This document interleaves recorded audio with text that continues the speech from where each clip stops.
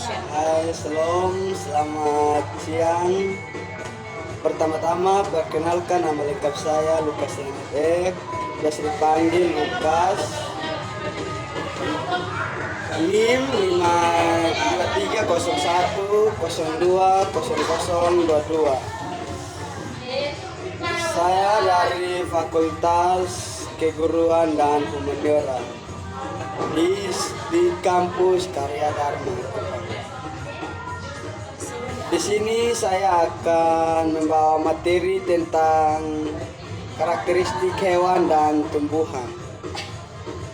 Baik, saya akan melangsungkan untuk mempresentasikan hasil kerja saya. Ya baik, kita akan memulai dengan pembahasannya yang berjudul karakteristik tumbuhan dan hewan. Tumbuhan memiliki dua jenis akar. Akar yang pertama akar tunggang, akar yang kedua akar serabut. Tumbuhan juga memiliki tiga jenis batang. Yang pertama batang berkayu, yang kedua batang rumput, yang ketiga batang basah. Fungsi batang dari tumbuhan terdiri atas 5 bagian. Yang pertama, sebagai penyokong tubuh tumbuhan. Yang kedua, sebagai tempat tumbuhnya daun, bunga, dan buah. Yang ketiga, mengangkut air dari mineral yang diserap oleh akar ke daun. Yang keempat, menyebarkan makanan dari daun ke semua bagian tumbuhan. Yang kelima, sebagai tempat menyimpan cadangan makanan atau untuk beberapa jenis tanaman tertentu, misalnya tebu. Yang berikutnya jenis daun.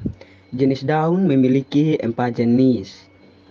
Yang pertama, menjarip, yang kedua, menyirip, yang ketiga, sejajar, yang keempat, melengkung.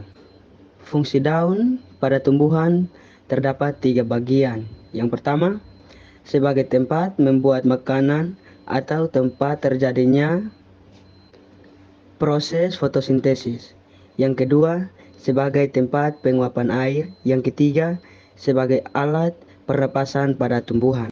Yang berikutnya bunga. Fungsi bunga alat perkembangbiakan tumbuhan berbiji. Bagian-bagian bunga.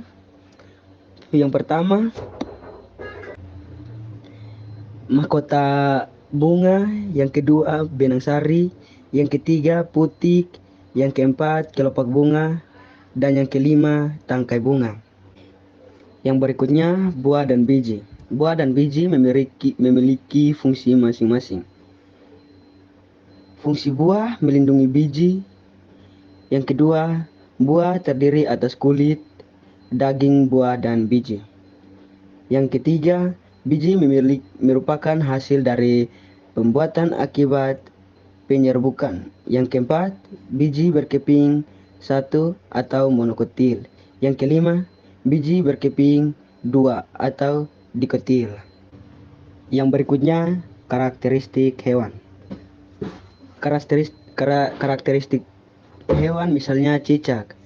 Cicak juga mempunyai beberapa bagian. Yang pertama, cicak mempunyai perekat pada telapak kakinya sehingga dapat menyerap di dinding atau di langit-langit rumah. Yang kedua, cicak memiliki lidah yang panjang dan lengket sehingga dapat menangkap serangga.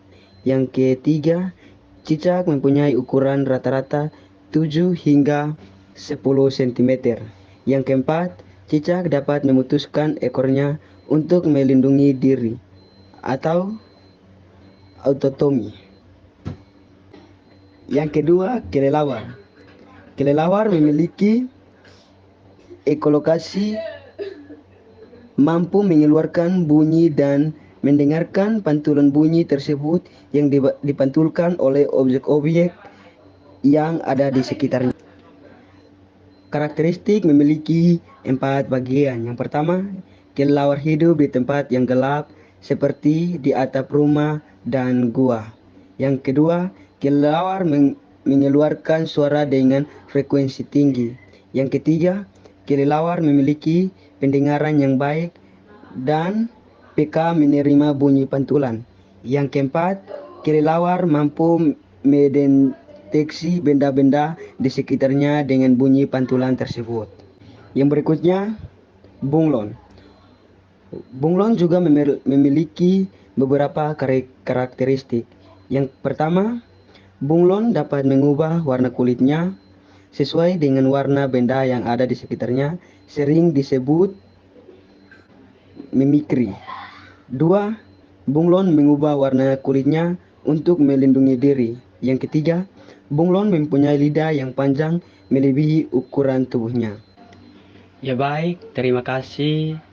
Sekian dan terima kasih atas pembahasan kita kali ini tentang karakteristik tumbuhan dan hewan. Semoga dengan pembahasan ini kita bisa mengetahui tentang karakteristik tumbuhan dan hewan. Sekian dan terima kasih.